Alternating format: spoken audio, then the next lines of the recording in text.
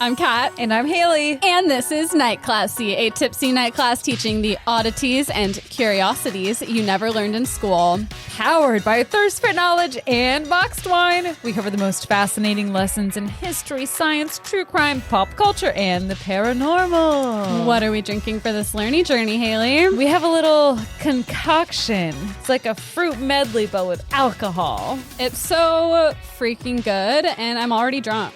I am too. We've had one drink, but I'm also not a bartender. I like to think that I'm like, okay, I pour for 4 seconds, but there's no tip on this bottle. So yeah, there's a difference between pouring for 4 seconds with like those tiny little like drippy tips and the open bottle. The open bottle. Yeah, we're going full throttle, raw, open bottle, 4 seconds. We're on drink 2. Mm-hmm. This one was longer than 4 seconds. It was like glug, glug, glug. And then I was like, oh, okay. The crazy part though is you can't taste any alcohol no matter how much you put in. It's I don't know how to say it. Is it Syrah? Or Ciroc, I think, right? Syrah. Syrah, okay. Okay, never mind.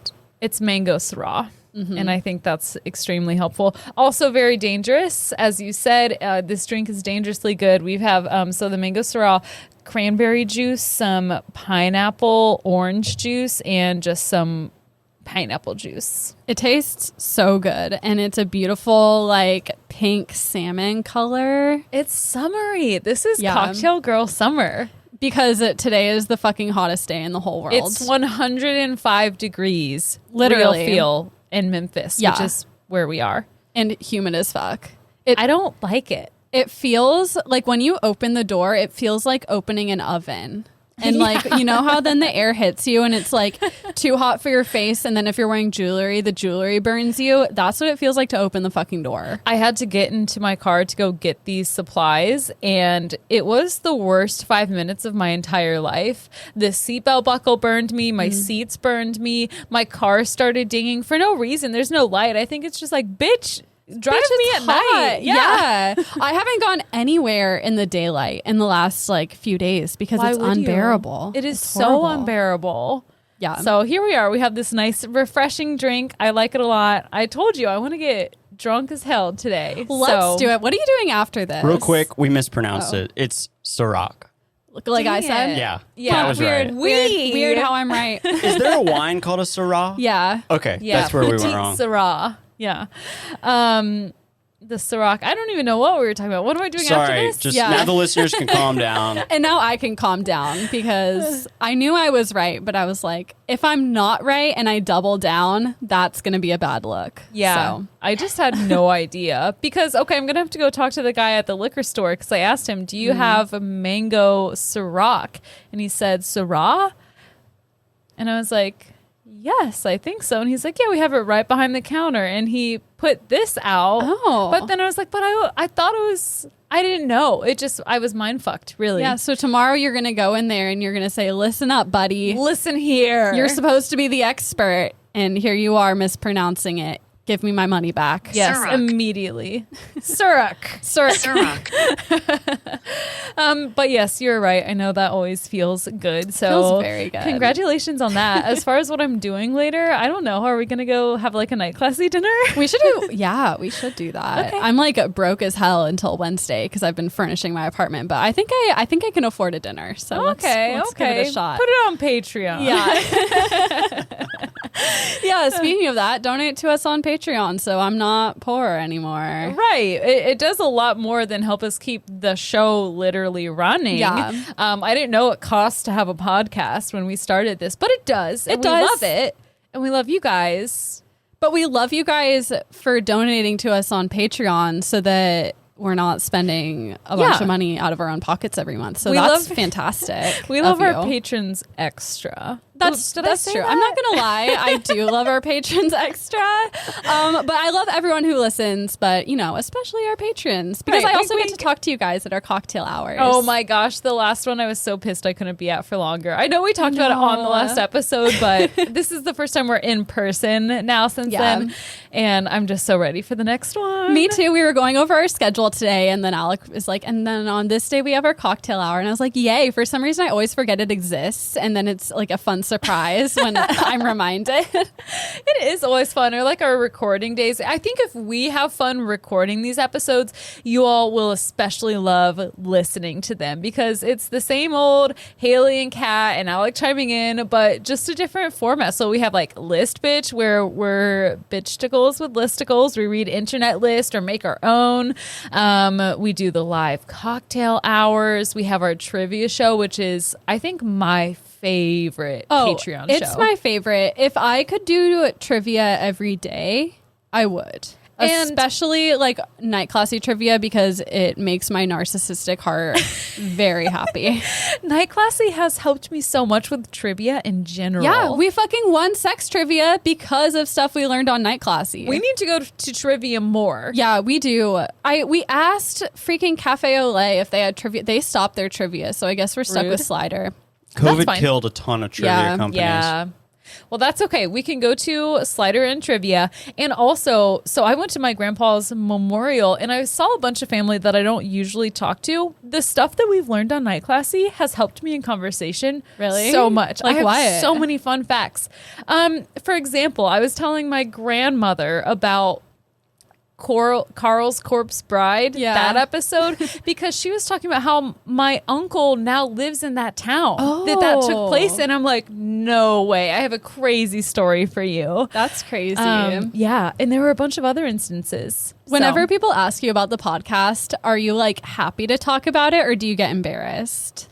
I used to get embarrassed, but now I'm really proud of how far we've come and what we do. I get excited about it. That's good. I get really embarrassed because I have like low self-esteem and I assume that people are like either humoring me or like in their minds making fun of me when they ask about the podcast. Why would they ask you about it? I don't know. It's my own issues. But I'm glad that you're able to talk about it and be happy. Whenever people ask me about it, I just like shut down and look at Alec because he likes talking about it. Oh my gosh. You're like a child in that way. Like, Mom, go to therapy, girl. I do need to go to therapy. Use our code have a classy at betterhelp.com. I need to take my own advice. Which reminds me, I have a psychiatrist appointment coming up. I'm back I'm gonna hopefully be back on the sauce. I'm ready to have my brain work right again. Congratulations. Thank you. Thank you very much. Happy for you. Before we move on, the cocktail hour is July 1st. It's the first Friday of every month. So that's coming up. It is coming up. The summer's flying by. Mark your calendars, bitches. We're having a party July 1st. Yes. And so you have plenty of time to join Patreon. The cocktail hour is available for all of our tiers. And what if I meant tears? Like, I'm crying. I will cry happy tears when you join Patreon. Yeah, it's like a party every time we get that notification. It really is. In our little group text. We text each other screenshots. We're not kidding. I think I text you all probably the most. It's like you guys, Justin from What the Gays Say, and my mom. We need another Mario Kart with Justin. You should come to my house tonight and we should play Mario Kart and then Justin can join us online.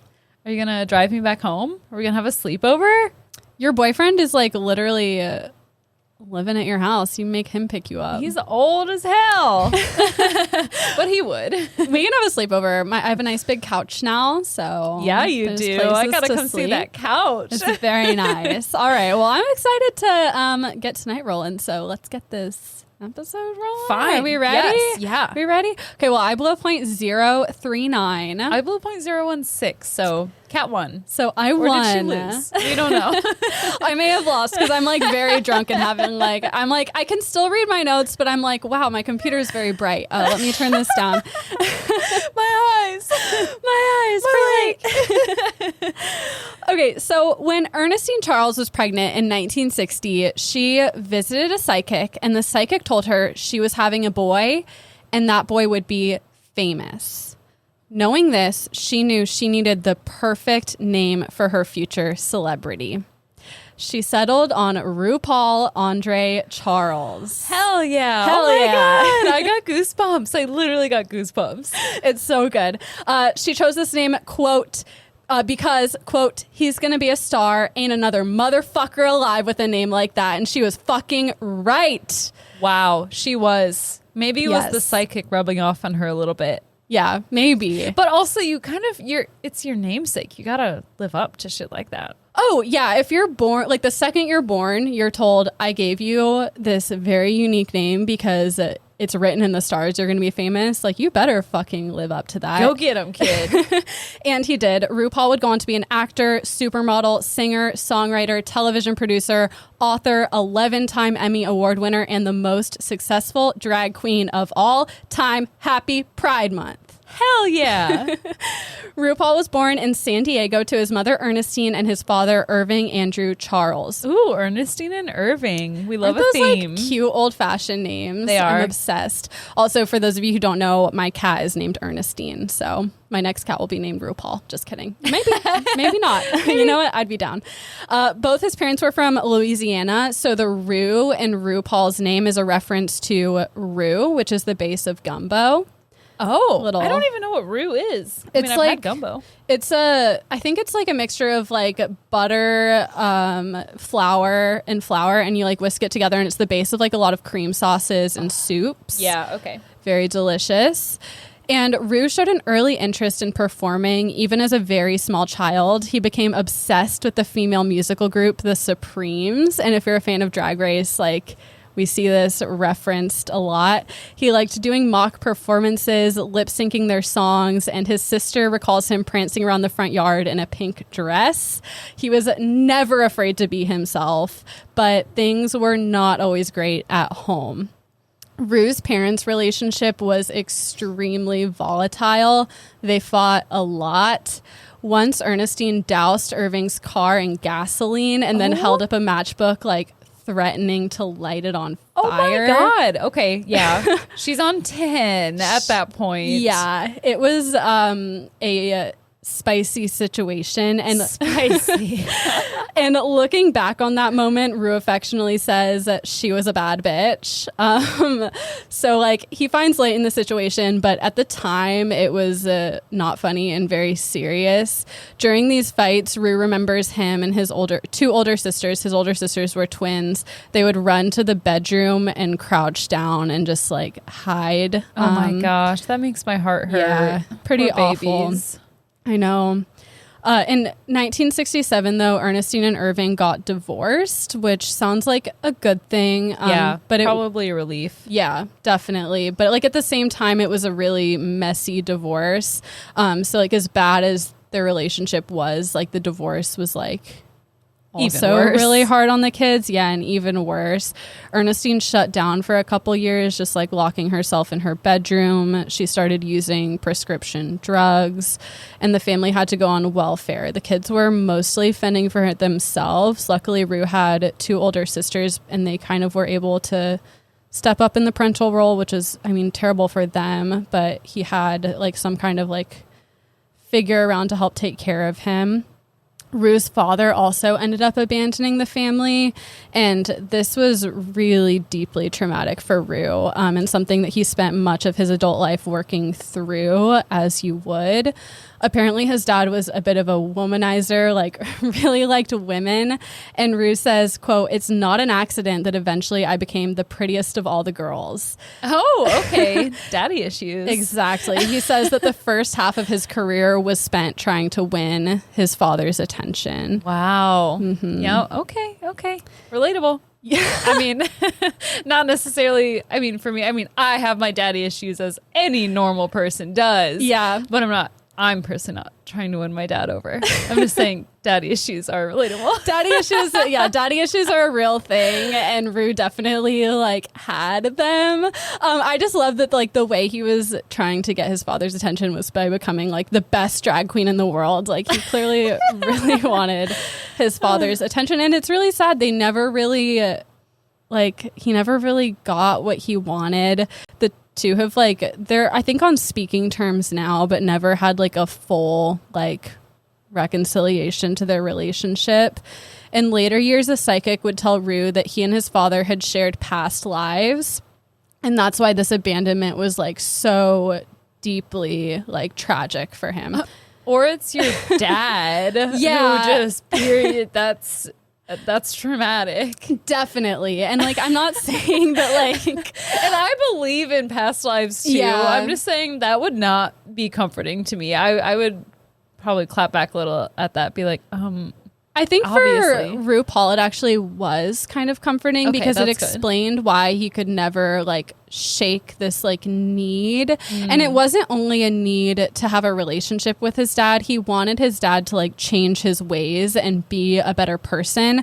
And according to like this psychic, it's because he knew who his dad was and was supposed to be, and he wasn't living up to what his soul was. Oh, untapped potential. Yeah. One of the worst things. Yeah. And like whether or not like it's true that they shared these past lives, like it's just like really sad that he even felt this way. I don't know. Yeah. And then if you weren't even thinking that before you go in to see the psychic, then you have this in your head. And I think that just would be a bad experience for me personally. Definitely. I would ruminate on that hardcore. Like we've seen psychics before, and the psychic, like I have some like trauma in my past, and a psychic has never like dove into that. Like it's always been very surface level stuff. I don't think you're expecting to like rehash like real childhood traumas when you see a psychic. Yeah, psychic, I'm here because I can't afford therapy. Exactly. Read the room. Yeah. And I think that at this time he was also going to therapy because obviously not obviously, but after he made it and had a lot of money, he did a lot of work on himself in therapy, and also he's kind of spiritual, I think. So he was hiring psychics. I mean, much like his mom, like it seems like that was just kind of a thing in their family. Yeah, dibble dabble, a little bit of this, a little bit of that. Fun stuff. I wish my family was like into psychics. Well, we're the new generation. That's true. Starting a new legacy. When Ruth's older sisters were 15 years old, they ran away from home. So then it ended up just being Ru and his mom at home. Oh my God. I would be so scared for my siblings. Yeah. And it also said I read one of Ru's old bios, and it said his sisters ran away, but his mom said she kicked them out. And so I don't know if she actually kicked them out or she was like telling people she kicked them out to like make it seem like they didn't abandon her. Yeah. I'm not sure exactly what happened. Either way, like not a good situation. Luckily, though, his mom was doing better at the time, at least than she was immediately after the divorce. She'd found a job at Planned Parenthood, so she was employed. Things were looking up a little bit. A couple years after that, just after her 17th birthday, Ru's sister Renetta married a boy from school, and they moved down to Georgia. Then in 1971, at 11 years old, Ru got drunk for the first time and smoked his first joint. This was like the start. Yeah. Killed two birds. One stoned. One stoned. Yeah. So this was the start of a very long relationship with substances, especially with weed. He became a very habitual pot smoker from this point until he went sober. He also picked up cigarettes a few years later. So he was, I think, just doing a lot to cope with the pain of his father leaving, his unstable childhood. But on the positive side, this is also when he enrolled in the San Diego Children's Theater. Ooh, okay. Yeah, so now he had a bit of an outlet. He also seems to have had a pretty good junior high school experience. He won superlatives like Best Afro and Best Dancer. So who wouldn't want that? Wait, we need to go back to a very good junior high experience. What? I don't know. That was like right, for real. That was all I could find about like his middle school experience. But I feel like if you're winning superlatives, like you're probably like popular for sure. And it sounds like he probably was. I mean, he's freaking RuPaul. I assume everyone loves him. Be? But unfortunately, Ru was not focused on academics. And by December of 10th grade, and in this case, 10th grade was his first year of high school, he was kicked out of school for, quote, never once attending class. Oops. So, oops. Uh-oh. Oops. Yeah. After this, though, his sister Renetta said, hey, why don't you move down to Atlanta and live here with me and my husband? So maybe a change of scenery will help get you on track. Ru agreed, and he loved it there. He never really felt like he fit in San Diego, but he immediately thrived in Atlanta. To this day, when asked where he's from, he responds, Hotlanta, because that's where he considers like to be his home. Yeah, it's like really wherever you feel home. Definitely. And I think according to at least this bio, he felt it immediately. He's like, okay, this is where I'm supposed to be. There he enrolled in Northside School of Performing Arts, and he redid the 10th grade.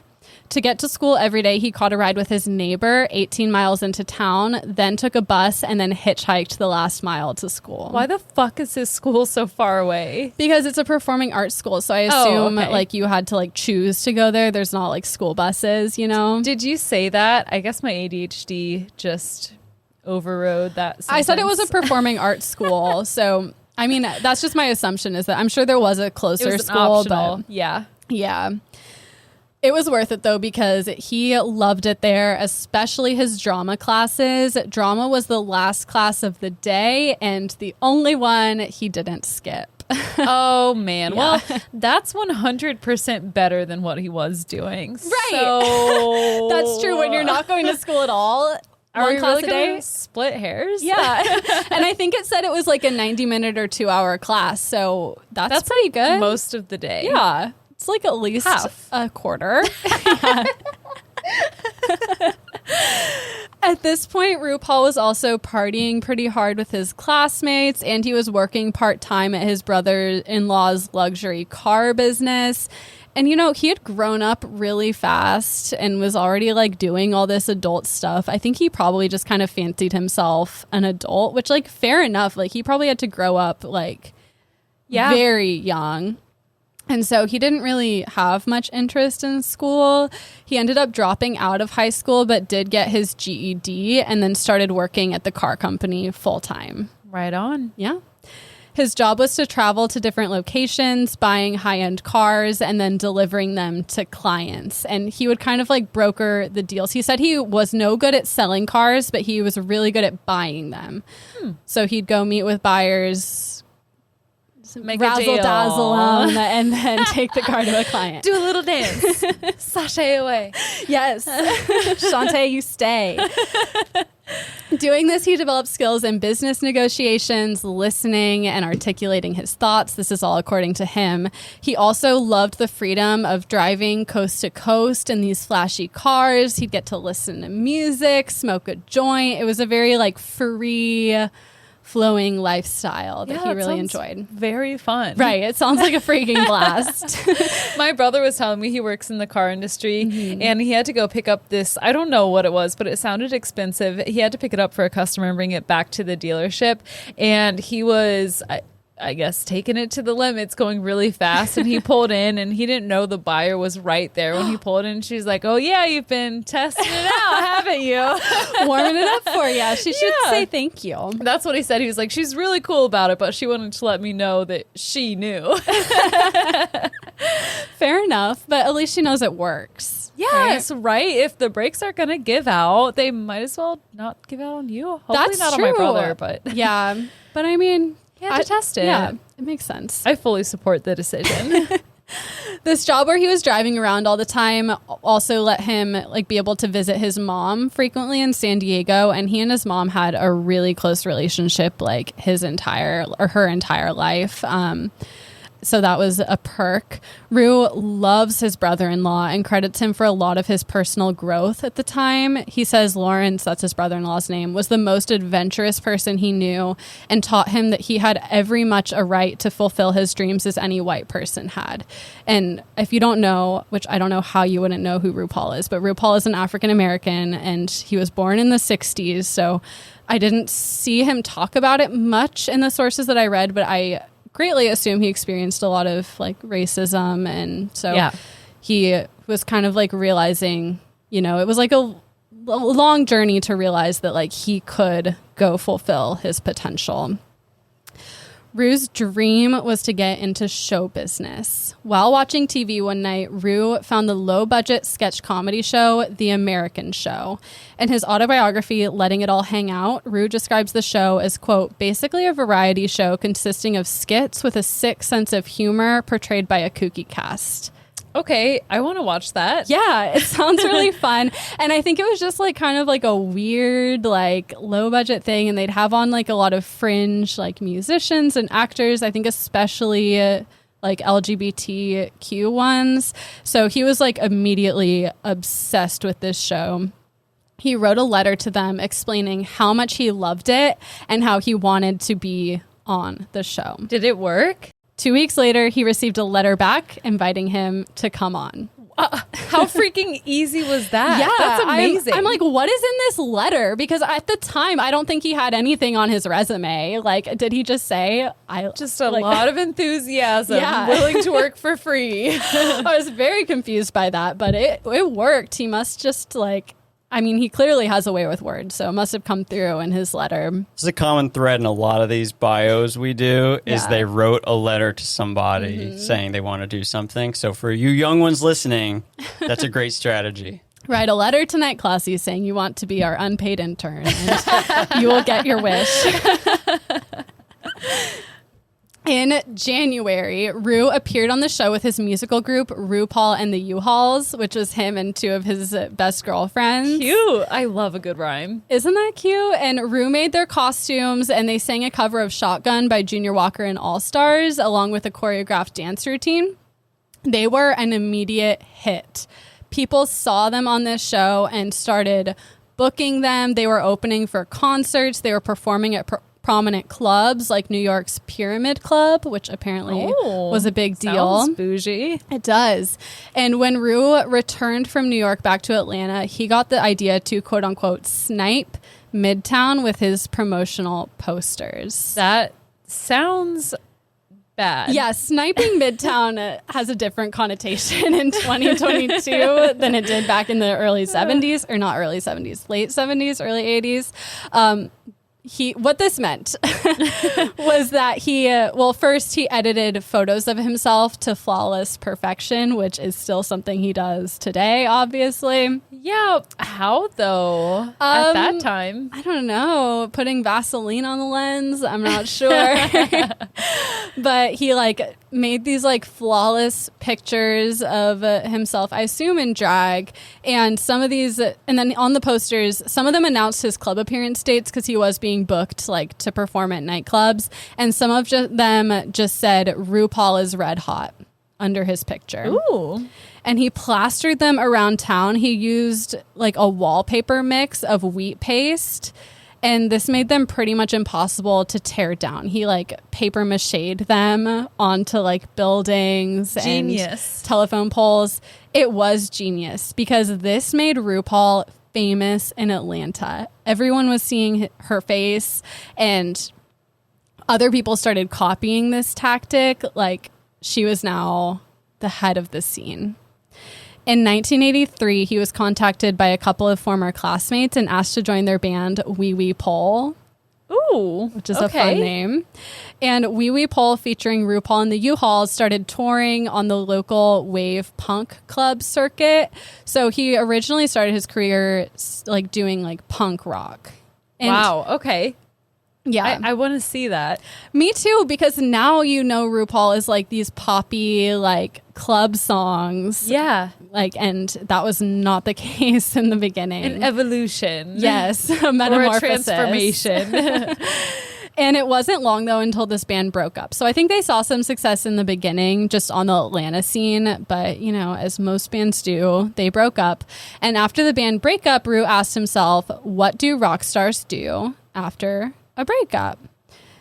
He thought, okay, write a book or do movies. So he's I'm going to do both. I was going to say start another band. That too. So he wrote an autobiography, photocopied it onto paper, stapled it together, and sold it for $2. And I'm sure if anyone has an original one of these autobiographies, you could probably sell it for a lot of money. So much money. Yeah. He also filmed the movie Trilogy of Terror on his brother-in-law's home video camera. Okay. And this movie featured his first drag role and first quote unquote full backle nudity. So I think he like showed his butt. One thing I love about him is that he's going to do it. Yeah. He's just going to do it. From what I hear right now, there's no hesitation. It's like one way or another, I'm going to get to where I want to be, and I just have to go out and do this and find whatever is going to stick. Yeah. And resonate with people. And he just seems like so like positive and like fun and very approachable, but also willing to like go for the shock value. And I don't mention he did a lot of these like E-list movies, like just like make this movie like on zero budget, whatever you have. Like a lot of them were really like bloody, like fake blood, sex, like just anything for that shock value. He was a big fan of John Waters, if you know who that is. No, I don't. Just like campy, shocking, like dark humor kind of stuff. He was really into it and just like was having fun with these movies, but also doing a really good job of it. In 1985, he released his first mini album, which was called RuPaul Sex Freak. And he also played Riff Raff in an Atlanta production of Rocky Horror Picture Show. So he's doing it all. Music, theater, movies. I want to see a crossover between RuPaul and Megan Thee Stallion. Oh my God. I think they'd be a perfect duo. That would be such a That'd fun be song. iconic. I now want nothing more than that single. You thought WAP was good. Just do WAP, but better. Yeah, just do it, redo. I mean, not that Cardi B is also great, but I'd like to see RuPaul. Yeah. I think they'd just be a great combo. Yeah. After people saw him in Rocky Horror Picture Show, they really liked what they saw, and he was offered a job as a go-go dancer at a disco called Weekends. He was the only go-go dancer there, so that's fun. All eyes on him. All eyes. And he was paid $50 a night plus tips, and I think that was a pretty good rate back then. Yeah, you're the only one. I'm sure that hopefully the tips are good. I would imagine. In 1986, he starred in another low-budget film called Star Booty, and Star Booty was a crime-fighting federal agent and appeared in a style of drag called genderfuck. And this was the kind of drag Rue was doing at the time. Basically, he was wearing feminine clothing and makeup, but didn't like do any of the padding or taping to make himself look biologically female. Like if you've seen RuPaul in drag today, you would think that's a woman. Yeah. Like it's Absolutely. very glamorous. This was a lot more gritty, more punk rock. And that's how he appeared in Star Booty. Star Booty. I love that. It's amazing. I picture Patrick Star in his tall boots over the knee with the fishnet. And his little butt, like when they show it. Star Booty became an instant cult classic, and I wanted to watch it so bad because there's Star Booty and at least one sequel. I think there might even be more. I couldn't find it on YouTube. I searched my Roku. I couldn't find it. So if anyone knows where to watch it, please tell me because I need to see it. We need to know. Yeah. Give us it's the for details. Science. In 1987, though, Rue felt like he had outgrown Atlanta. He was famous in Atlanta, but nowhere else. And so, obviously, as you do, he needed to move on to New York City. Ooh, okay. I was like, what's going to be, New York or LA? Yes, New York. And New York was the choice because drag, that's kind of like the hub of drag, especially in the 80s. The whole club kids movement was popping off. Like, yeah, that was the place to be. According to Rue, though, this was the darkest year of his life. Oh, no. Yeah. I just got goosebumps. I know. Because, I mean, being in Atlanta and, like, getting booked at clubs constantly as the headliner, like, that feels really good. And then you go to New York and it's essentially starting like all crickets. over. Yeah.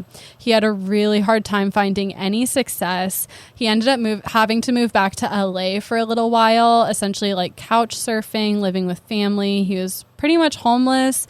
Says he even contemplated suicide. Like it was just a very low point in his life. Oh, Rue. I know. But he was watching a lot of Oprah at the time, and Oprah kept telling him to persevere.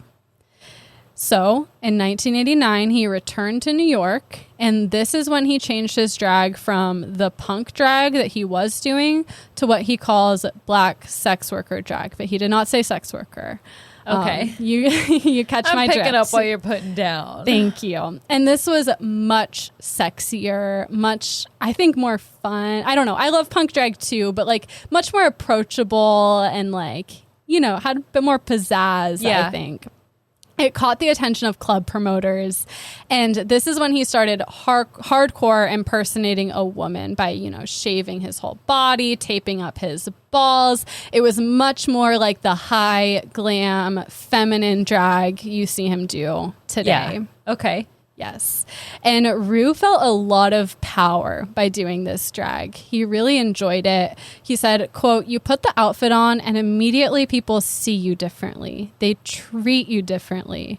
Pretty much overnight, Ru became the new hot act in New York City nightclubs.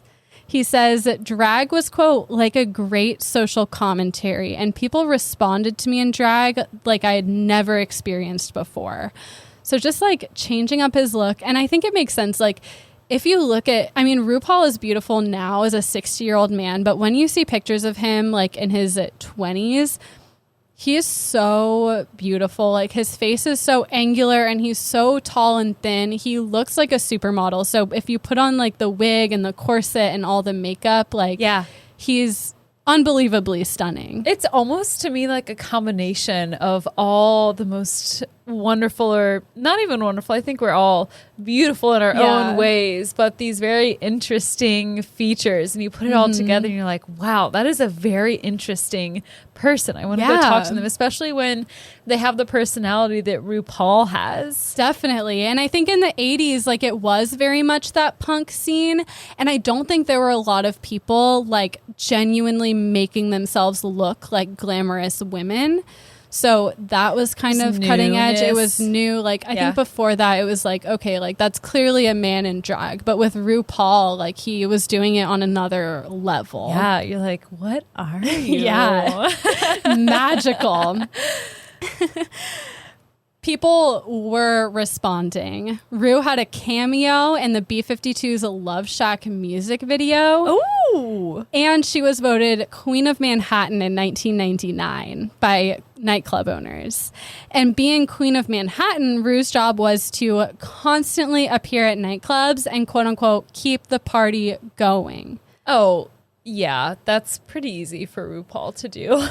Definitely easy for RuPaul, but I mean, it meant going out and going clubbing like every single night. Probably multiple clubs too. Probably. It's exhausting. And it's like the early 90s, so it especially meant a lot of alcohol and drugs.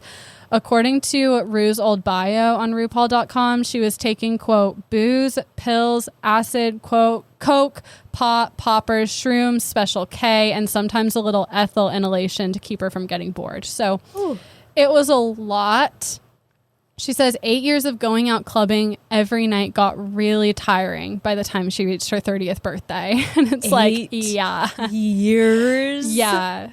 8 years. No, I'm tired after like 30 minutes of clubbing. I turned 24 and I was like, okay, that's behind me. That's enough for me. Yeah. I'm gonna head out.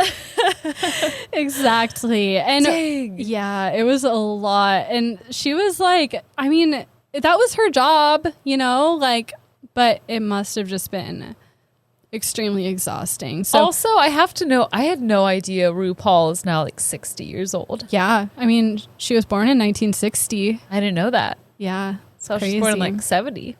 She looks later. Amazing. I know.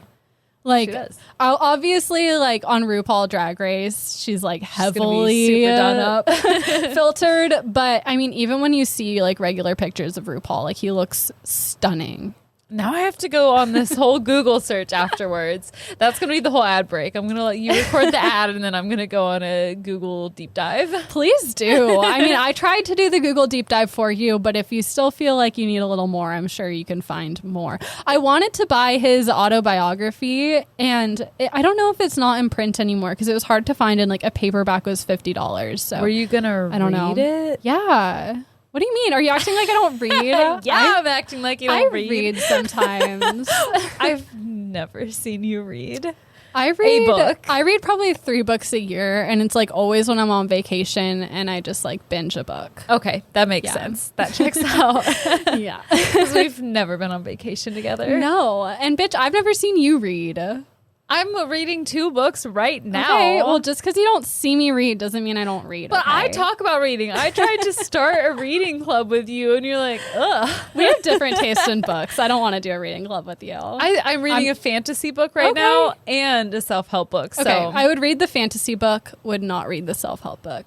I'm flexible. Okay. Let's see, where was I? So not only was she tired, but she was also starting to get like more serious about his career. So like, it's like, okay, like I've been doing all this club stuff. I've made a name for myself in New York, but where is it going? What's like, next? It was pretty much just like doing these movies and doing these club appearances. It's like, this is not sustainable. So he quit all the substances and went sober. And I believe he still like smoked weed until he was 39, but he like quit all the like hard drugs and the alcohol. And in 1992, he released his hit single Supermodel, which I don't know if you've heard it, but it's a banger. I don't know if I have either. Maybe if I heard it. I'm so bad about song titles. Yeah, it's hard. But like, unfortunately, also at this same time, his mom was getting really sick with cancer. So he was going back and seeing her. One day, Ru and his mom were watching TV when suddenly footage of her dressed in drag running around the mall came on the screen. The reporter read, "Coming up next, he's a 6'4" and a supermodel of the world." Oh my God. So like he's just casually watching TV with his mom, and now he's on the TV, and Ru and his mom look at each other and realize that the psychic's prediction all those years ago had come true. God, that gave me goosebumps again. Why am I so goosebump prone? What the heck? Because this is like such a cool story. Yeah, he was finally a star. Like, to just not even know you're going to be on TV, and then you see yourself there. Yeah, with your mom too. So good. And I think good. his mom passed away pretty shortly after that, but it's so cool that they got to like see that full circle finally come to fruition. In 1994, so just I think 2 years after that moment, Ru received a call asking if he would appear on Elton John's upcoming Duets album. Oh my God. Yeah. Oh my God. I'm freaking out. Apparently, Ru said, "Hold on a minute," and put the phone on hold, and then ran back and forth screaming, "Oh my God, Elton John! Oh my God, Elton John!" over and over again for 5 minutes, which same. 5 whole minutes. Yeah. Oh my gosh. How could you not? Yeah, the first person to ever ask, like, call us for a night class, say, like, do you guys want to do a live show? Yeah. Be like, and it's not Elton John, it's some shitty club promoter, but we would act the same way. Yeah, literally the same. So then eventually, when he was done having his moment, he picked up the phone and said, "Sure, I'll do it." Cool, calm, and collected. Very. In 1995, Ru was asked to be the first ever face of MAC. Ooh. And Ru had been using MAC Cosmetics for years, so he was genuinely like really stoked about this partnership. Over the next 6 years, he launched store openings in 10 countries and raised $22 million for the MAC AIDS Fund. Dang, that's wonderful. Mm-hmm. Very cool. And all this time, of course, Ru continued to do drag. He says, quote, "Doing drag in a male-dominant culture is an act of treason. It's the most punk rock thing you can do." Yeah. Yeah. Yes. 100%. Yes. In 1996, Ru guest hosted on a New York City dance rate. I wrote dance. I think I meant disco, or maybe dance music radio station. He didn't know until he got there that he'd be guest hosting with his old friend from his club days, Michelle Visage. Ooh. Michelle, of course, was also a performer and was huge on the 1980s New York club scene. They were friends back then, and her and Ru had such amazing chemistry that day that the station offered them a full-time hosting gig. I'm so impressed. Yeah. Like, I knew almost none of this about RuPaul. Yeah. But I was still impressed to begin with, just because he has that aura about him, and his show is amazing. But this is just blowing my mind. How did I not know this? Thank you for teaching me these things. You know what we're going to do tonight? What? I don't have a Paramount Plus subscription, so I haven't been able to watch the new season of Drag Race All Stars, but I am willing to buy one, and we should fucking binge this new season tonight. Yeah. Let's do it. I'm doing these notes. I was like, all I want to do is quit doing these notes and watch Drag Race, and it put me in a bad mood because I was like, I'm so fucking sick of taking notes. I just want to watch the show. AKA, I'm so sick of reading. And writing. Oh, right. Yeah. Okay. It's different. Michelle would go on to co-host The RuPaul Show and RuPaul's Drag Race with him years later. The RuPaul Show premiered in 1996 and was one of the first national television programs in the U.S. that was hosted by an openly gay person. It featured interviews of celebrity guests, comedy skits, and musical performances. So, it was just like your regular like celebrity talk show kind of a thing. Yeah. And on this show, Ru was able to interview his hero, Diana Ross. Wow. And she doesn't normally do interviews, so this was a big deal. A big moment. Mm-hmm. After 2 seasons of the show, it ended and Ru moved back to California. This was partly a career move because he was really into like making movies and, TV at this point, but also for closure because he had so many traumatic childhood experiences there that like California was not somewhere he had a super positive it's not like he yearned to be back in California. It wasn't all happy and cuddly. No, I think his heart is like in Atlanta and New York. So it was like, it was kind of just bringing like peace, being like, okay, I was a damaged child here and now I can return as someone at cure that inner child. Mm-hmm. Exactly. But then in 2000, 9/11 happened. And this was... in 2011. In 2001. 9/11 happened. In 2001? I thought it was in 2000. 2001. Oh, shit. 9/11, 2001. Wow, no, because it's September 11th. That's why it's 9/11. 2001, Kat. Okay, I was a baby. I don't remember. I'm putting my foot down on this. 9/11 was in 2000. For some reason in my notes it said 2000, but I'll believe you. My brother was 1 year old. It was 2001. Mine too, I guess. I have to come back on in 5 minutes. I'm like, actually, Kat was right. I wish. That would be my dream. Alternate universe. So at this time... That's the new Mandela effect.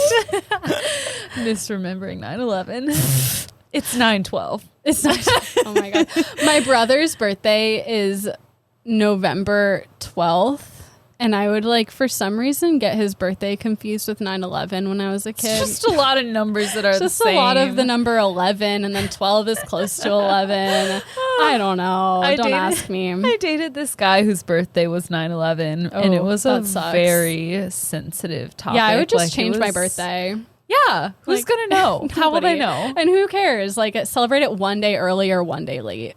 Yeah, but he got really bummed out about it. Even as we were in college. Get over it, dude. Yeah.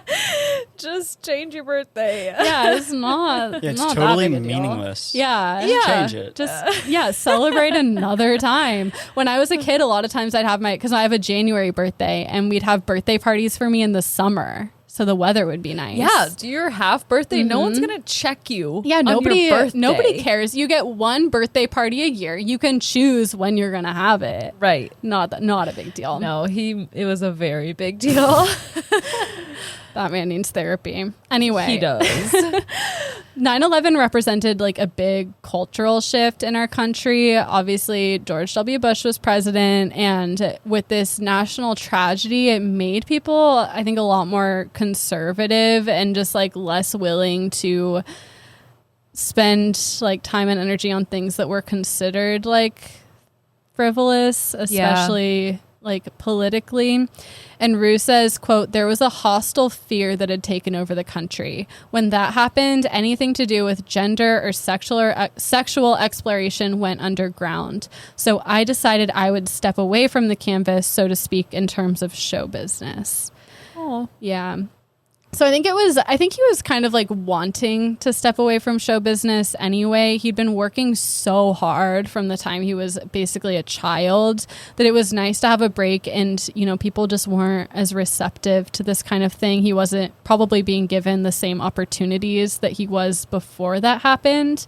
And RuPaul used this time to focus on developing himself personally and spiritually. He would go to therapy and also like just do things he liked. He enjoyed throwing dinner parties, barbecues, game nights, dancing, hiking, biking, just like doing what he liked to do without like worrying about work or all of that. Yeah, it feels good to do things you like. Right. Yeah. And he was still getting a lot of offers to do things. He was offered a Broadway role in Rocky Horror Picture Show, which he turned down. Like, he was turning down major things, just wanting to focus on his own well-being, which is great. Then, though, in 2004, George W. Bush won re-election. And this was, yeah, and also like a really terrifying thing, especially for people in like disenfranchised communities like RuPaul. And like at this point, like with George W. Bush winning re-election, like a lot of people thought he wouldn't. I feel like it was probably a very similar feeling to like the, 2016 election. Yeah. Religious right groups and like right-wing conservatives were now gaining power. And before this happened, Ru thought he was like done performing for good. He's like, you know what, like I've been successful. I'm happy. Like I don't have any reason to go back out and do it. But now with like the turning political tides, he felt like his presence was needed. And so he stepped back out on the scene. Wow. Also, my fake sound effect, I did not mean to make light of. No. I knew what you were doing. I just feel like I remember my mom like sobbing at that election. Like I don't think we really realized like the magnitude of it because we were little, but for people at the time, it was really scary because it was probably just like 2016. Like it's like you thought this was over and now you have 4 more years of it. Yeah. Not that 2016 was 4 more years, but you guys know what I mean. Yeah. I had a totally different experience because, I was raised in a right-wing conservative household. I mean, I had like the itty bitty baby, like twins, a boy and a girl. And my parents were like, you should name them George and Laura. And I was like, that's cute. So that's what I named them. They are cute names, not going to lie. Yeah, and it's just like so weird to experience. Not that I even really remember the 2004 election, but that and then 2016. I'm a survivor. Did you see his Bush's most recent gaffe where he was talking about Ukraine? That was insane. Oh my God. If you don't know what we're talking about, look it up because it's really cringy. That was wild. Yeah. But I was 14 at the time, and I will say, like, it was crazy because it was like, okay, this guy's the most inept, like, dumb person of all time. And John Kerry seemed like a great war leader and everything. And yeah, it was shocking. Yeah. Shocking's probably a really good way to put it. Because I think everyone thought, like, okay, like, the craziness is over. Kind of like how we were all like, there's no way Donald Trump will be elected. And then, like, it happens. And you're like, what the fuck? Like, how are we going to survive 4 years? Yeah. I would say Donald Trump was exponentially crazier. Yeah. But I see what you're saying. But at the time, like, you didn't have a Donald Trump. Like, George W. Bush was considered, like, terrible. Like, my mom had a shirt that had his face and, like as like a skull and crossbones, like she wanted him to die. Yeah, I had a bumper sticker on my water bottle because everyone had these things that said W the president because his middle initial was W. And John Kerry's middle initial was F. And so it said W the president, so mine said F the president, like fuck the president. And in Boy Scouts, like they made me like take it off my water bottle. Oh my God. Yeah. Wow. Boy Scouts be wildin'. That checks out for Boy Scouts. Yeah, exactly. So RuPaul comes back and she puts out her first album in 7 years. It's called RuPaul Red Hot. She also began hosting a New York City morning show with best friend Michelle Visage. In 2006, he spent weekends touring the country with his RuPaul Reworked nightclub act. So that's what he was doing on weekends. And then on weekdays, he was producing a new Star Booty movie. Star Booty. I love that. This time it's spelled with 2 R's. Ooh. Yeah. And so obviously this was a lot of work. He had like a few years to chill, and now it's just like back to the races, performing, producing music, producing movies. He was working 14-hour days, 7 days a week, and just like being worn down. He says his greatest joy at the time was just riding his bicycle in New York, like going to work on the movie. Like just that like a little bit of time he could ride his bicycle, which he said in retrospect is like really sad that was like the best part of his life. Yeah. When your commute is the best part of your day. Yeah. Yikes. Exactly. Not good. And it's not, I think, that he didn't enjoy doing that stuff. It was just a lot all at once. Yeah. There should be more of those moments of reprieve. And also sabbatical should be normal for just people who like aren't professors. Yeah. Or RuPaul. RuPaul, like I said earlier, was also doing a lot of work on himself. He was going to therapy. The loss of his mother, and his mother had always been his greatest supporter. She obviously realized he was queer when he was very young and like never questioned it, always supported him. They were very close. So this loss was a major source of grief that he had to face. He also had a lot of work to do unpacking the abandonment he felt from his father. And through therapy, he realized that Irving's emotional distance from Ru wasn't about Ru or anything Ru did. It was about Irving, you know? And so he was kind of able to figure that out and finally move on from like this horrible feeling that you were abandoned and it's your fault, you know? After all that inner work, Ru realized he wanted to go back on TV, and in 2008, he moved back to Hollywood to produce RuPaul's Drag Race. RuPaul's Drag Race has aired from 2009 to the present and features a group of queens competing to prove who has the most charisma, uniqueness, nerve, and talent. RuPaul wants her competitors to get more from the show than just exercising and showing off their skills in drag. Ru realizes that drag can be a source of strength. Quote, you put the outfit on and immediately people see you differently. They treat you differently. But through therapy, Ru realized that the same power that she feels in drag, he can experience out of drag.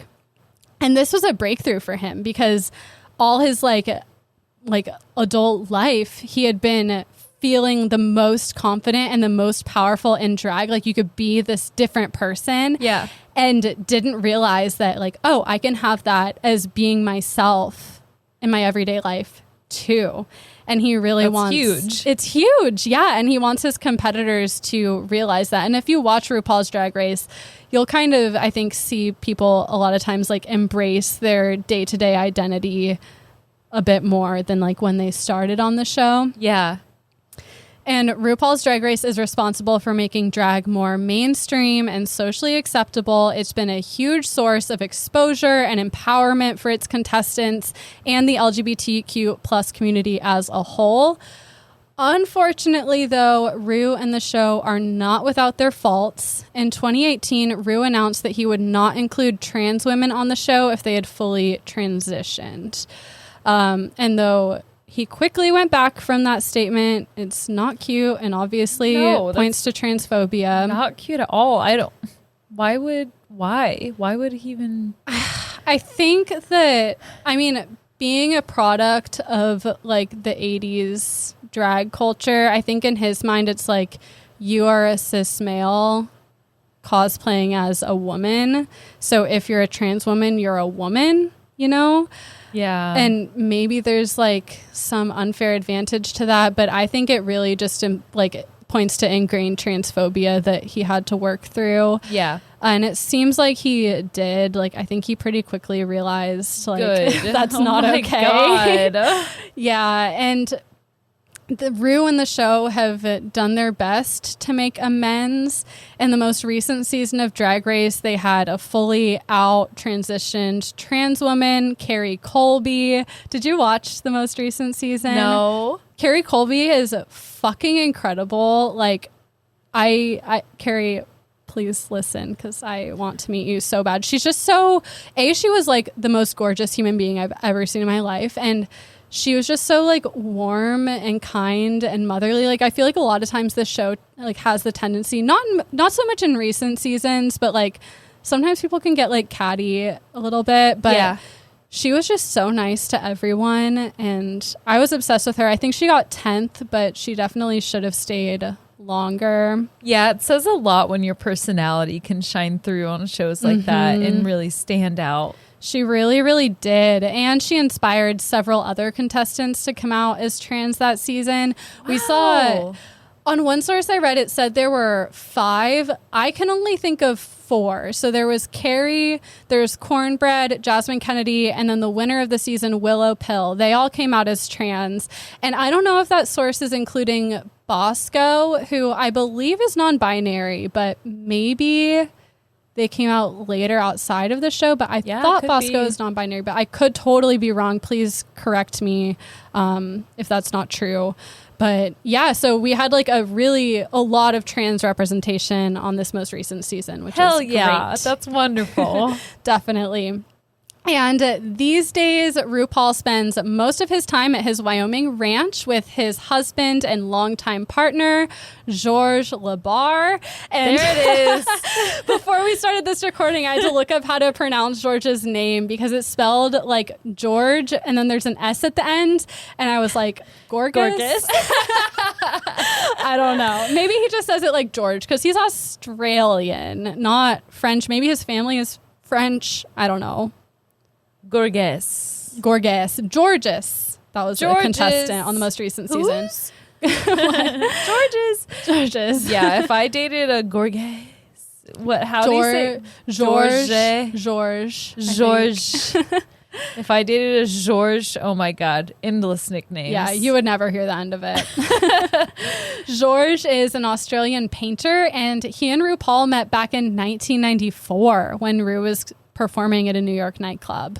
Damn. Yeah, so they've been together for ages. According to Wikipedia, the two have an open marriage and only officially married 23 years into their relationship. And I don't think it was because they like romantically like really wanted to be married. Obviously, like they're in a romantic partnership. I don't think they like wanted the label, but they wanted to protect their shared assets because obviously they're rich as fuck, and you know it helps to be married. Yeah. And Ru can now be found in his favorite article of clothing, which is suits. He says, quote, "If I never go drag again after today, I don't care. It's not that important to me. It never was."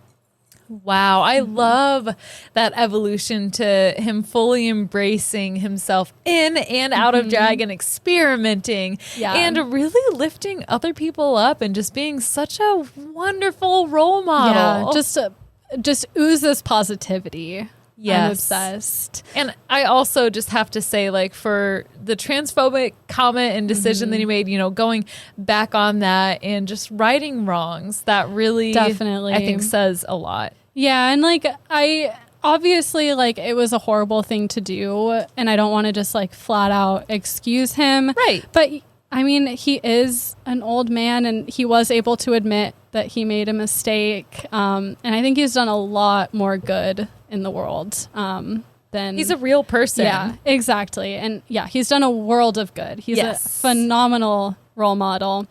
To end this lesson, I just want to read a few of RuPaul's most iconic quotes. Oh boy.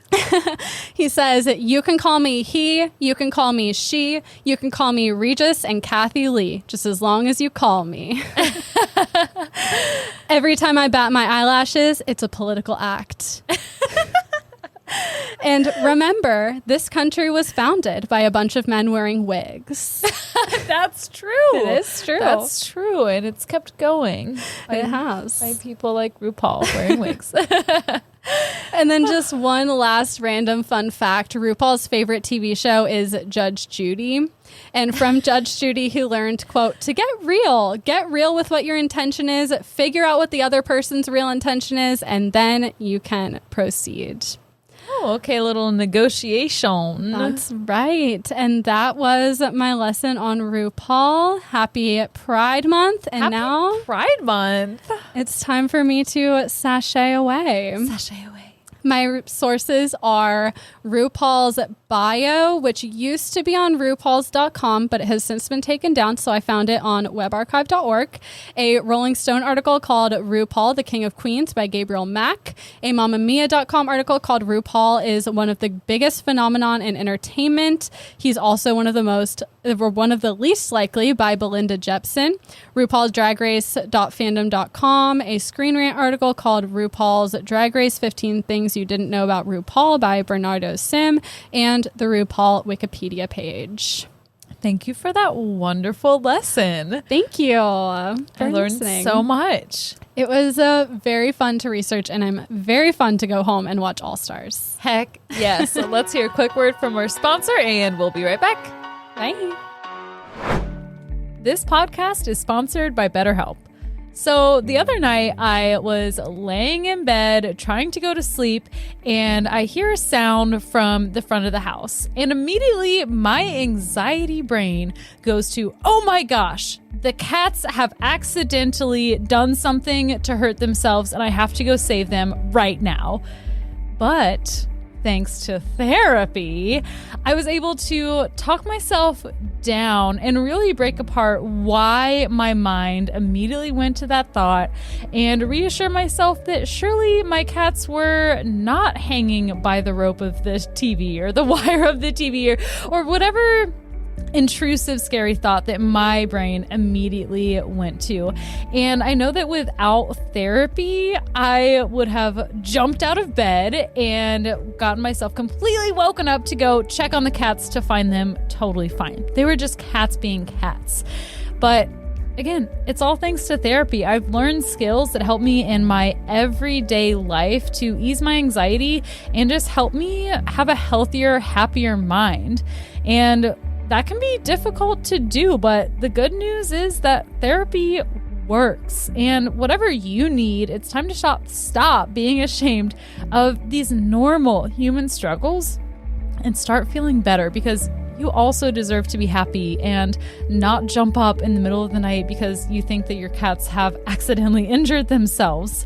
BetterHelp is customized online therapy that offers video, phone, and even live chat sessions with your therapist, so you don't have to see anyone on camera if you don't want to. Join the millions of people who are seeing what online therapy is really about. It's always a good time to invest in yourself because you are your greatest asset. And special offer to Night Classy listeners. You can get 10% off your first month of professional therapy at betterhelp.com/classy. That's betterhelp.com/classy. Thanks again to BetterHelp for sponsoring this podcast. And thank you, listeners, for using the code CLASSY. When you use that code, it helps the show and keeps it rolling. So go get your therapy on.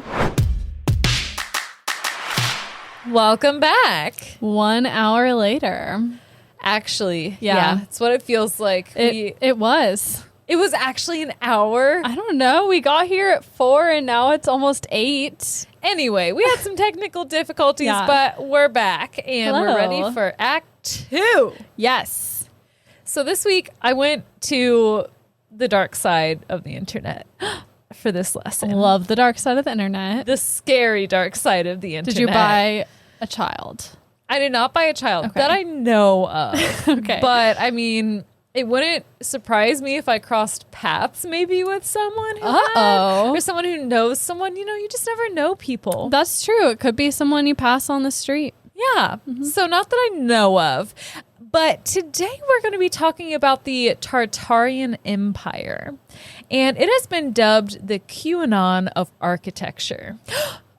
Dude, 2 weeks in a row. I swear to fucking God, I've gone down this Reddit wormhole and I have it in my notes app. Are you serious? Of shit I'm going to do. Yes. I've started research on this. Gotta be quicker than that. You're reading my fucking mind. It's not fair. Gotta be quicker than that. Look at Tartaria right here by my cursor. There it is. Jesus fucking Christ, you bitch.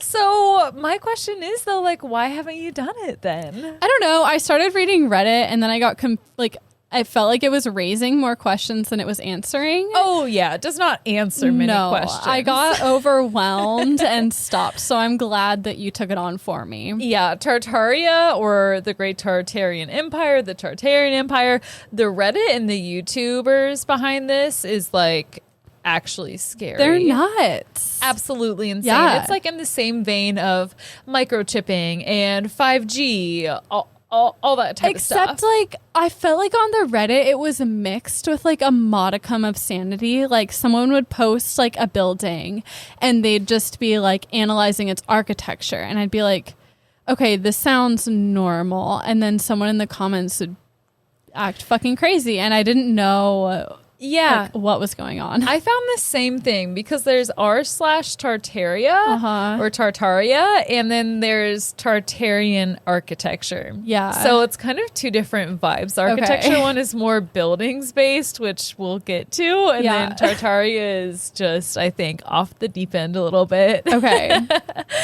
But this is a conspiracy theory. It became popular in 2016 as an alternative history claim.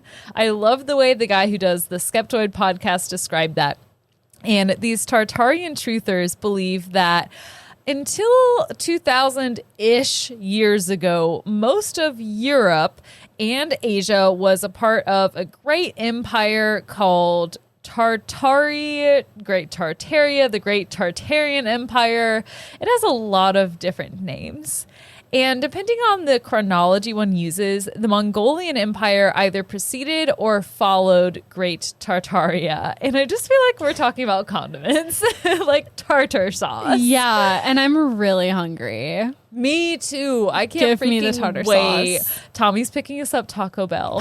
That's why you didn't want to come over, you bitch. No, we decided afterwards. I do still want to come over, but I just know I'm going to be tired. It's going to be a whole thing. Yeah, she's going to come over tomorrow. Right. Yeah. Guys, don't worry. We still hang out.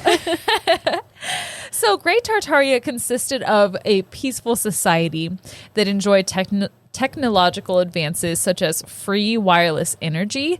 They prospered as a nation in general, and there were giants, more or less. We're not really sure if everyone was a giant or if there were just like a few giants here and there, but there were definitely giants. The wireless thing is real. I was laying in bed today and we have our TV on the wall and then there's just a big black cord hanging down. And I was like, when are we going to get energy where I don't have to plug it in? We could have had it with Tesla, right? Tesla's coil. Anyone?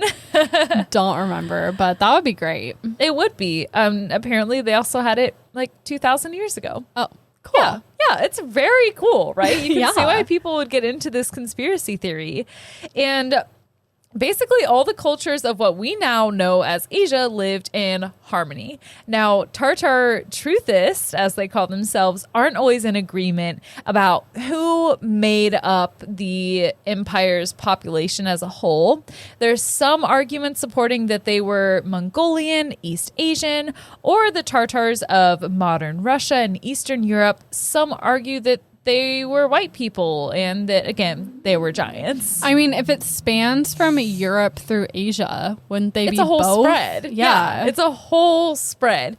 And just like we said before, there are not a lot of answers for the amount of questions that we're going to have here. Yeah. You know, it's a new conspiracy theory. Yeah, it kind of felt like everyone was just like doing their own thing and making shit up. Like it's hard to find a cohesive we don't know. Yeah. We're still trying to figure it out. I'm not with them, but they're still trying to figure it out. It seems like we're witnessing history being made is what's really happening. But we should talk a little bit more about Tartar and Tartaria, where it actually came from. Tartars is the generic term used by the British up until like the 19th century to refer to people in unexplored to them regions of Asia. And I watched a whole video that went about the etymology of the word, and I was going to cover that, but then I was zoning out, and I think it is important, but it was just too much for the podcast. If it's boring, don't talk about it. It's good to know, but it was just so much. It was so much. So just take my blurb for what it is.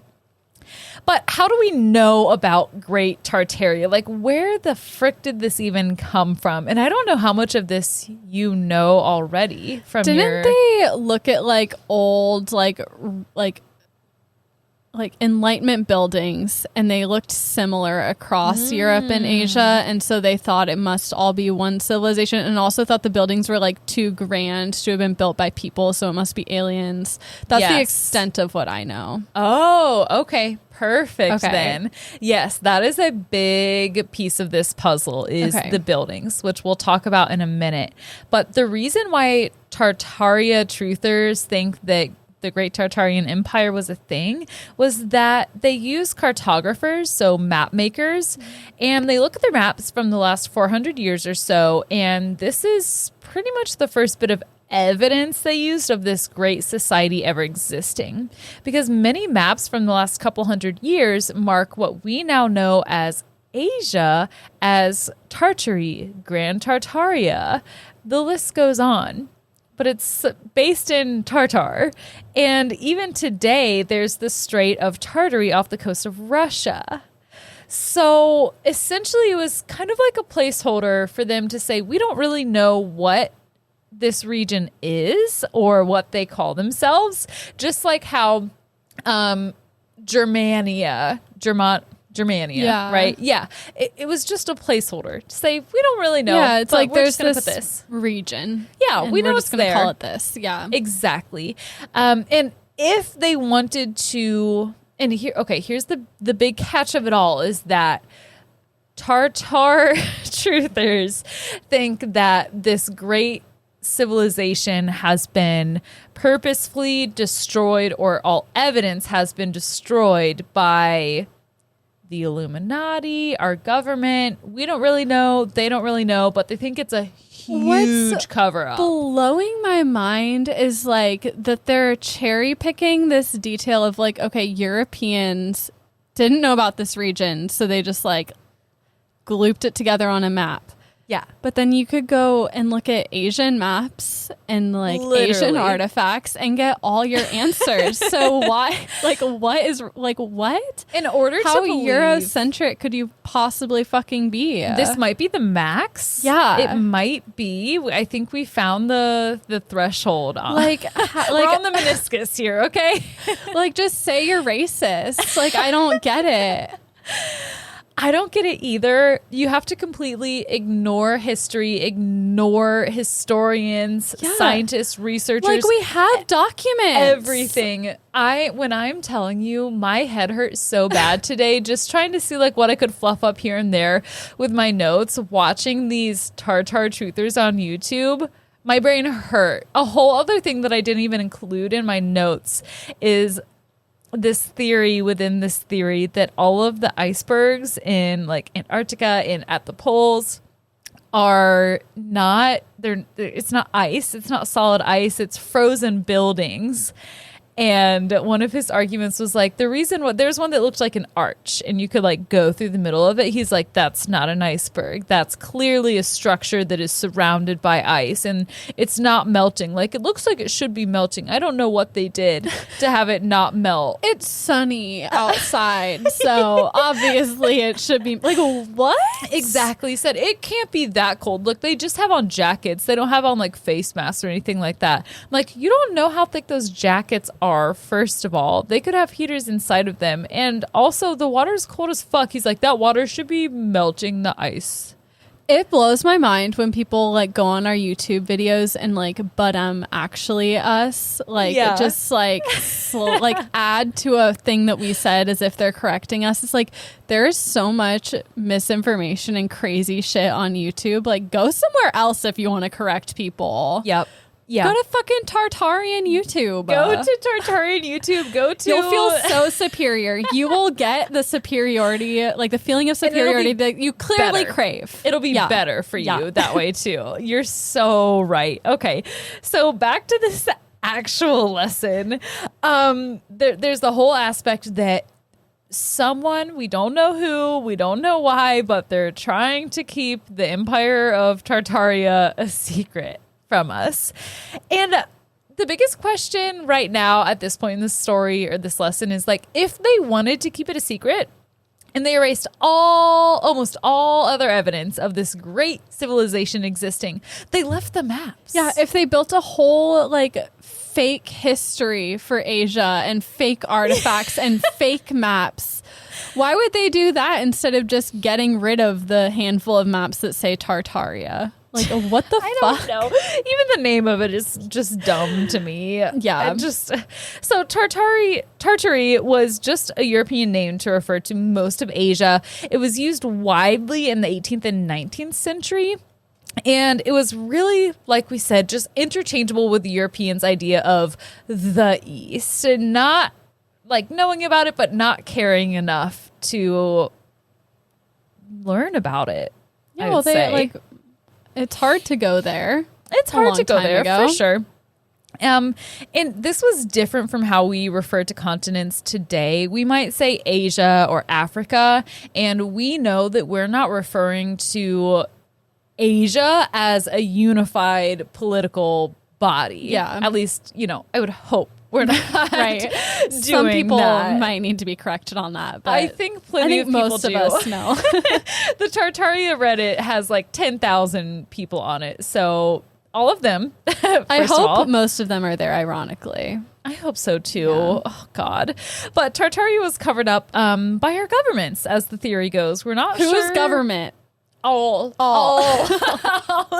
government, period. All the governments, all the private sectors, it's a huge cover up. Okay. It is undecided amongst truthers as to what led to the end of Great Tartaria. There's a couple different theories, okay? Some believe that the British were afraid of Great Tartaria's power and they destroyed them, despite Great Tartaria being a worldwide civilization. No, also, wasn't it supposed to be like the most advanced civilization, and it spanned all of Asia? So Europe, who wasn't even unified at the time, could just go in and overthrow it. Yeah. Okay. Not only did they destroy the civilization, though, they destroyed any and all evidence of it ever existing. Right. So and then made a whole slew of fake evidence of 1,000 other civilizations existing. They're highly efficient. They saw their Tesla's coil and they said, bet. Okay. Many theorists think that the collapse was actually from an ecological disaster, which they call the mud flood, which sounds like a sexual innuendo. That's what happens after I eat Chipotle. That's what's going to happen to me in like an hour when I eat that freaking Taco Bell that he's probably going to leave out on the counter, and I'm going to air fryer it, and then it's going to be a hot mud flood. Oh, God, it's going to be a mess. So the mud flood destroyed the civilization in the 1800s. So recently. Super recent. And not only did it destroy the great Tartarian Empire, it destroyed pretty much every other civilization around the world. There are just a few select like individuals who were spared. And we, according to this conspiracy theory, we are the new generation of this rising civilization after the reset. So basically everything before 1800 is fake. Yes. Okay. I don't know why that's so hard to believe. You could easily fake all the artifacts and stuff we have. Think about how long that would actually take, though, to recreate history. It's I mean, the whole thing. It's just a fraction of history, too, that we even have access to. It's impossible. Literally. But you know what? they don't even care. They're not trying to make sense at all. They just are cherry picking. And the only relic that we have left over from Great Tartaria is the remaining buildings that are all over the world. And like you said, the rest of history is made up. Okay. Tartarian pillar number 1. This was not a great transition, but oh well. I have more about the mud flood theory. One thing that Tartarian truthers often believe is, or when they're trying to prove their point, they'll show you any old black and white photograph where people are digging. They might have machinery, they might have shovels, but if it's black and white and it's old-timey, then the truthers point to that and say, see there? They're digging out all the mud from the mud flood. Like, it does not matter what they're doing, where they are, they're digging out the mud flood. I mean, there has been mud for a long time. Historically, there's been mud. This is true. There's probably been a few mud floods. But enough to destroy civilization across the world? And where did all the mud go? And where did it come from? And what year was the mud flood? We don't know. Sometime in the 1800s. The 1800s? Yeah. Does anyone actually believe this, or is this just all YouTube clickbait? There is a guy who has his entire page, which has an insane amount of subscribers, is talking about this, a different part of it in each video, and it's very scary. I think a lot of people take it seriously. I was looking at the comments on this one lady's YouTube video, and another woman was like, thank you so much. I just feel like I've seen the truth, and I don't know whether to be glad that I'm seeing the truth or mad at all the lies. God bless you. Oh my God. God, people are so dumb. I know. They're so dumb. Is it mostly an American following? No. All of the videos that I watched had accents that were British, Irish, Australian. Oh my God. Because I was thinking in Europe, like, you live in a house that's like 300-400 years old. Be like, well, my grandparents lived here. There was no mud flood. Yeah. Oh, no. I have an explanation for that. Okay. If you're living in a 300-400 year house, maybe it has a building, specifically ones with buildings. Truthers say, or not buildings, a basement. Truthers say that it's not a basement. Oh, that was the main floor. That was the main floor. It was buried in the mud flood. Basements weren't a thing until 1800. How could they possibly have the technology to make a basement? To dig. They didn't. They couldn't. We invented shovels because of the mud flood. The basement is the top floor? It's the bottom floor, they're saying. So. Okay. Like the underground Seattle. Yeah, I'm just trying to think, like, they're saying they built the new structure on top of the... No, it was always like that. So if you have like a 2-story house with a basement, that's post mud flood. Before the mud flood, it would have been a 3-story house. Okay, so it is like the Seattle Underground. Yes, that's exactly what it's like. Okay. And they point to this all over the world. You have places specifically like the Seattle Underground, or places that have had to be built over for the sidewalks or adjusted. There was a whole thing about the World's Fair about how they're like, there's no way they construct buildings like that and tear them down within, a month or two. People have been building crazy shit for thousands of years. I don't get it. They just ignore history to a T. Yeah. It's just like when people say like we couldn't have built the pyramids or these cathedrals and shit like that, it's like, you don't understand that back then, like, the rulers had access to unlimited manpower and resources. Like, right. They weren't paying these people salaries. Like, they were forcing thousands of people to work 20-hour days. Like, you could build that shit because you had unlimited resources. Yeah. And that was another thing that I saw commonly for the sane people who were trying to be the voice of reason. They're like, it is possible? You're being ridiculous. Yeah. So that's fun. So now we have like 2 pieces of evidence that the truthers have accepted to be true, and completely embrace it. They also use a picture of the world's tallest man. He was like over 8 feet tall, Robert Wadlow. He died in 1840, but he was born in 1819. He's shown in many pictures in support of the theory, and the truthers point to him. They're like, he was one of the giants that lived in Tartaria. That was him. I mean, he was a giant. He was a giant. Was he in Tartaria? Did they think the giants were magic? Or they were just big, extra large people? They were just big, extra large people. So in that sense, it's true. It is true, but also they never addressed the question of why would giants live in normal-sized houses? And why did the mud flood only kill the giants? Yes. What kind of like prejudiced mud flood was this? But yeah, there were a lot of giants before the mud flood took them all out.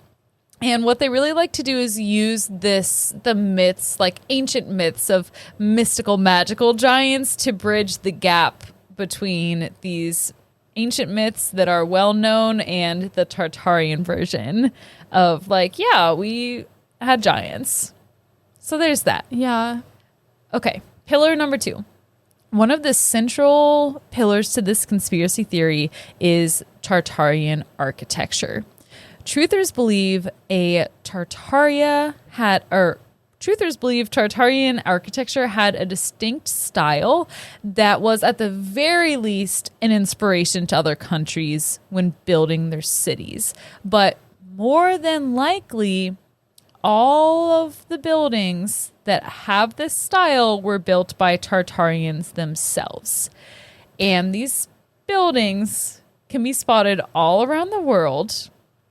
Do you remember what makes a building Tartarian? I'm just laughing at they were inspired by Tartarians, and yet Tartarians were the ones to build them wherever they were. That's 2 different versions of the story because as it goes, again, there's no clear parameters for where the Tartarian Empire was and how far it was. Some people say it was just in Asia. Some people say it was worldwide. But these Tartarian buildings all have one thing in common. Do you remember what it was or is? I don't know, but I do think I remember like the little like onion shape like dome on top being a thing because that's in like India and Russia and wherever. That's it. Oh, wow. I have such a good memory. Yeah, you're nailing it. I mean, you should have taught this lesson. No, I could have just sat back and relaxed. You're doing a great job. So anything with a dome on the roof can be seen all over the world. The next slide is a picture of that. There's one at the Notre Dame in Indiana. No photo exists of its construction is the headline on Reddit. Wait, Indiana? Yeah, there's one in Indiana. When was that one built? We don't know. It's got to be after 1800, right? It's Indiana. I'm sure. So hold on. They're looking at like a university building being like, we don't know how this was constructed. Like humans don't know how to make a dome. Yeah. What? Yeah, they're like, this is... It literally looks like it was built in like 1930. I know. Like, what? I know. But that's the thing, though, is that it doesn't have to be built at any certain time because some buildings were taken out by the floods, but some weren't. So they think that Tartaria was also in the United States. It was all over the world. Oh. Yeah. Oh, It was worldwide. Okay. If not an inspiration to architects all over the world, then like Tartaria's worldwide. Yeah. The next picture is of the quote unquote Tartarian Old San Francisco City Hall built in 1899 and destroyed in 1906 by earthquake. I mean, isn't an earthquake just a fancy name for a mud flood? I feel like it's a land shake. That's true. And I love Like, this design is from the architect Christopher Wren, who did St. Christopher's Cathedral in London. Like, we know who designed that. yeah. And like that was Tartarian a too. dome is like a good thing to build. Like it's And they built that in Italy. like it makes sense that everyone would figure it out. Like the weight is distributed evenly. Like it just makes sense Well, once you figure obviously- out circles. Tartarians were highly adept. I don't know what word I'm trying to use. I love, though, that with this picture, they say, notice the size of people in relation to the structure.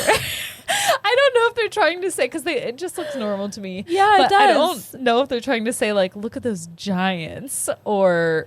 Oh, or look how big the dome. Yeah, it's not Yeah. really clear. I'm not sure. Maybe if I was deeper into the conspiracy theory, I would have answers. But They I'm look just- normal size because it's a normal picture. They were like architectural geniuses that were giants who had free wireless energy, and what did them down was at least one story of mud.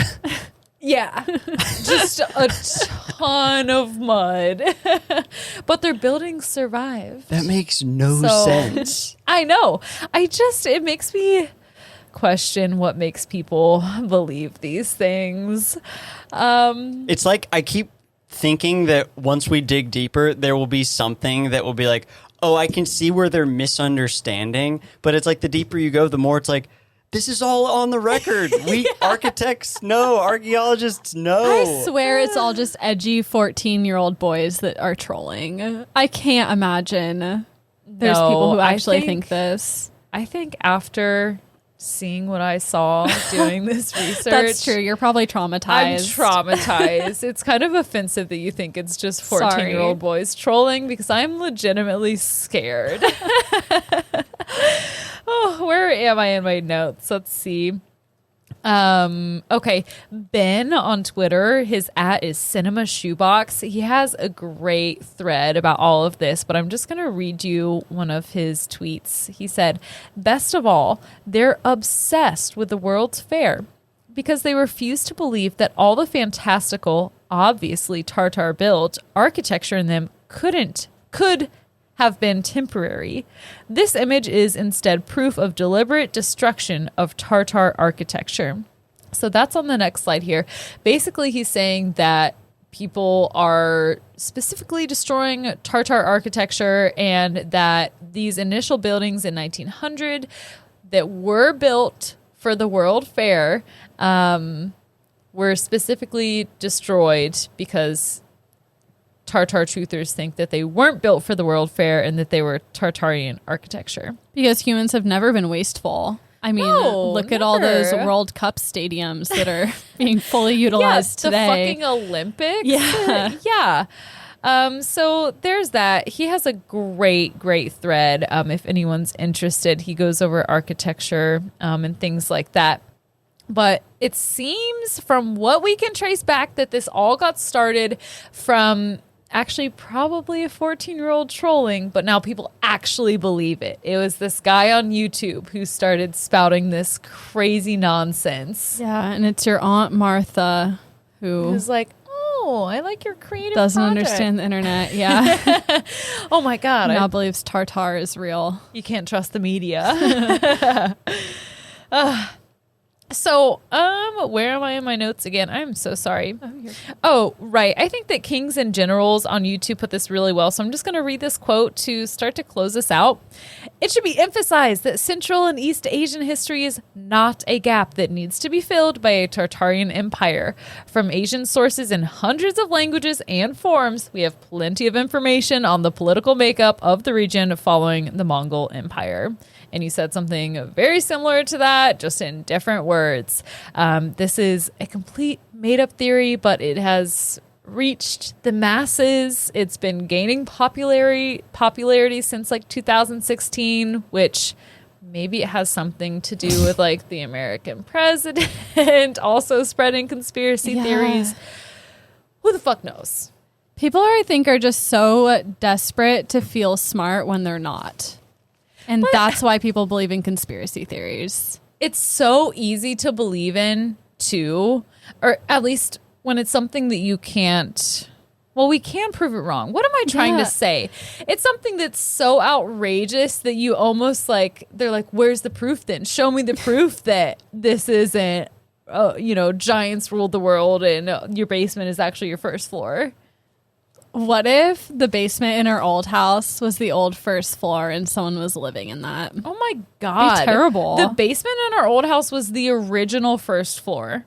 Awful. Ever. Not okay. In history. It was so old. At the end of the day, this conspiracy theory is really just a product of people not doing research.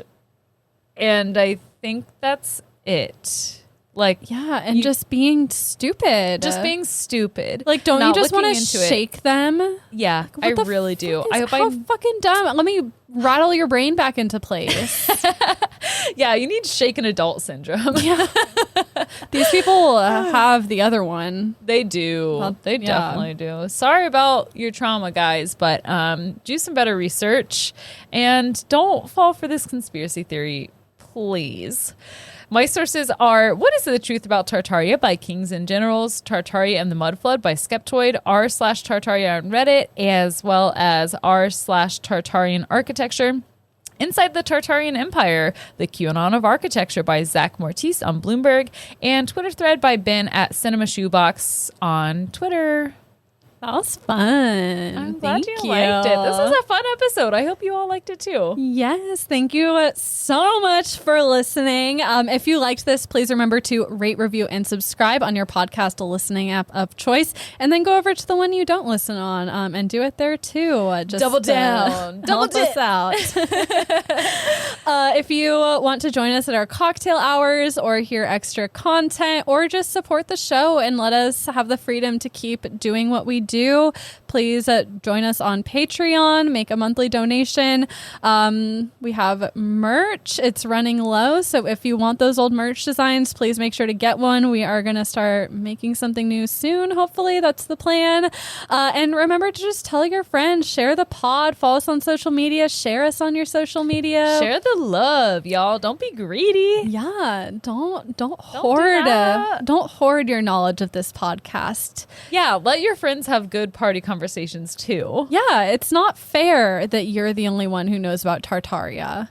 And don't hide where you found out about it either. Right. If you're going to be the only one who knows about Tartaria, the chances of them thinking that you're actually insane are very high. So you need to spread it out. They're going to think that it was suggested to you on your YouTube. And you can't let them think that. Tell them about the podcast. I wrecked my YouTube so that yours could live. Truly. You're welcome. Our Google search results are fucked. Awful. I'm pretty sure my targeted ads think that I'm some like very wealthy, eccentric billionaire. That's fun. No, it's not, because I see very cute things that are targeted to me and it's like, that pillow's $3,000. Oops, sorry, bitch. that patio set's $20,000. I'm like, what the fuck? I'm in a similar position, only my Facebook ads are like $40,000 horses. So I mean, I know how you feel, but it's not as good for my self-esteem. Same, but different. Yeah, so that's what I think we have Night Classy to thank for this, because we're just Googling the most random Google's stuff. like, oh, they just have all day to research the most random shit. They must not work for a living. Yeah, for real. Well, anyway, thank you guys so much for listening. We love you. We love you so much. So much. We don't know why you listen, but we're glad you do. We sure are. And 3, 2, 1, class dismissed. That was a nice little outro. Yes.